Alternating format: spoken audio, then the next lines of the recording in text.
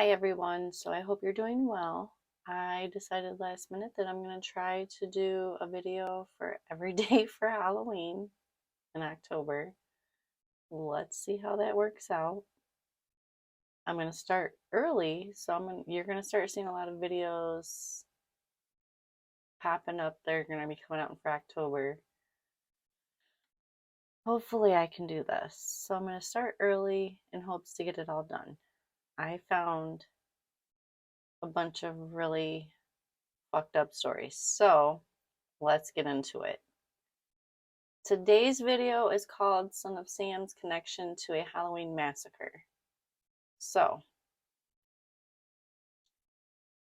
Ronald Sussman had invited his girlfriend, Elizabeth Platzman, over to his place for a photo shoot. They were enjoying wine when a group of masked individuals showed up at the door. Ronald first told Elizabeth they should just ignore them, but he relented and opened the door when the knocking turned into banging. What would you do? Me? I'm like, dude, you fucking come to that door, you're gonna have a fucking gun in your face. We don't play that shit here, especially in Rockford. You don't just break into somebody's, and it happens so much. So everybody has fucking guns here. Like, Chad's even got his concealed carry, so there's that. I have a FOID card. Don't break into my house. We have guns in the safe. We don't play that shit. Just saying. By the time the cops get here, they might as well bring a fucking body bag, because I'm not playing with you. If you come in the house and threaten me and my fucking kids, it's through. So, just saying. Not opening the door for them. And I don't dare them to come through my door, because this will be a bad day for everybody, except for me. So, there's that. The bodies of Elizabeth Platzman, 19, and Ronald Sussman, 39, were found early Saturday morning at Sussman's duplex on West 22nd Street in Manhattan near Greenwich Village. He used it as his residence and the location of his two photography businesses. The couple had been severely beaten before being shot in the back of their heads at close range, execution style. Either before or after their murders, the place had been ransacked by the killers. Furniture had been ripped. Why the fuck did they rip the furniture? They were looking for something. They obviously thought something was being hidden. Because why else are they going to do that? I don't know. Other items torn apart in an attempt by the killers to find something. Oh, I was right. There was so much chaos in the apartment that investigators couldn't walk without stepping on something. Both Sussman and Platzman's faces and bodies were covered in an array of bruises from what must have been a very long and painful beating. It's been speculated that the couple knew the killer or killers, since there was no forced entry.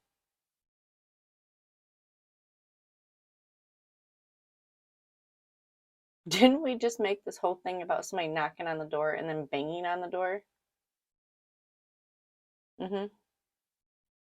It's been speculated that the couple knew the killer or killers, since there was no forced entry. I'm just whatever. Among the missing can't talk. Among the missing items from the scene was a .25 caliber pistol that was registered to Sussman. It could be the murder weapon used on the victims.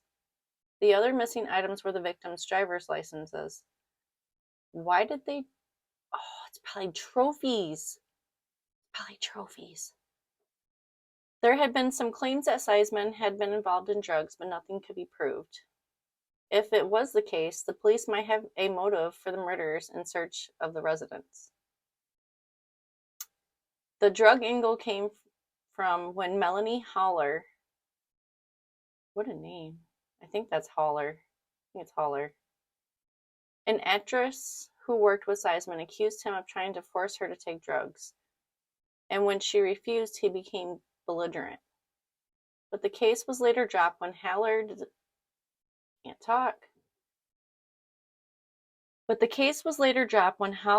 declined to cooperate with investigators.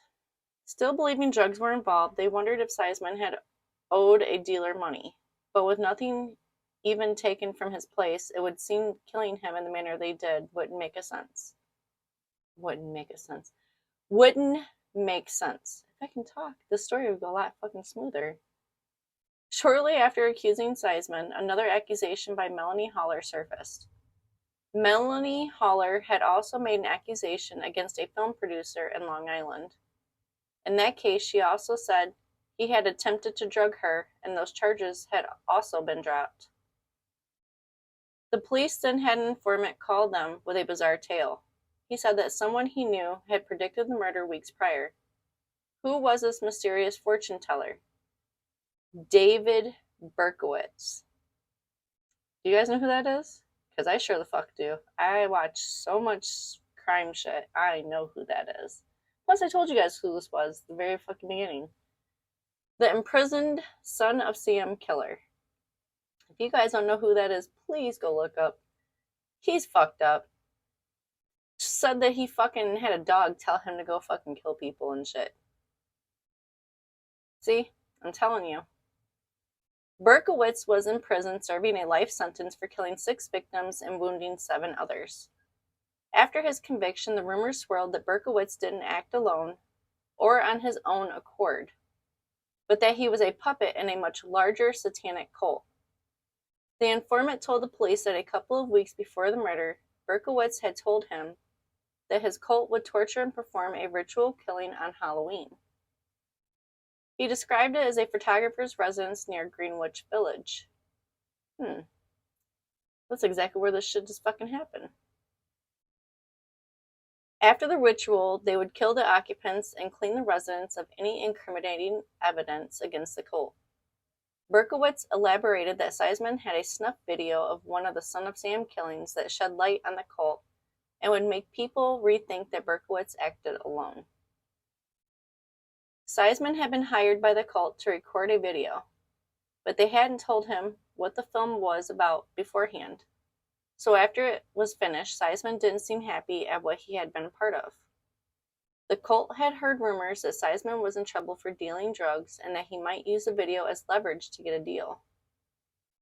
When the authorities contacted Berkowitz, he gave a very accurate description of Seisman's residence, even though those closest to Seisman claimed he had never met Berkowitz and wasn't involved in a satanic cult.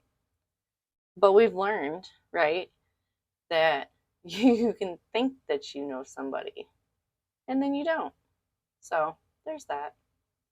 One fact from the scene that could go a long way in supporting Berkowitz's claim that the cult killed them was that their licenses were stolen. This has happened in other cult killings where they... Oh my god, dude, I'm getting all kinds of fucking tongue-tied. Cult killings just fucked me up. Let's start that all over again. This has happened in other cult killings where they take personal identifying objects to prove they got the right person.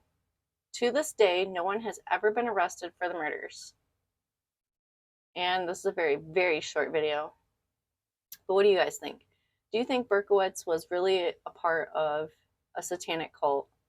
Do you believe that this guy really recorded a snuff video and then was going to use it against the cult? I don't know how I feel about that. I do know Berkowitz is fucked up. I do not think that he had a fucking dog telling him to do some shit. He might have been a part of a talk. I think he could be a part of a satanic occult. Not a cult. Cult. Not a cult.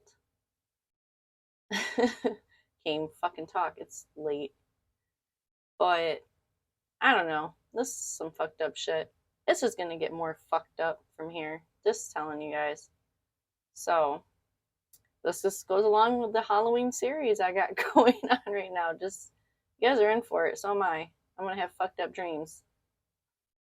On that note, I hope you guys liked the video. And if you did, please give me a thumbs up. If you'd like to see more videos like this, please subscribe.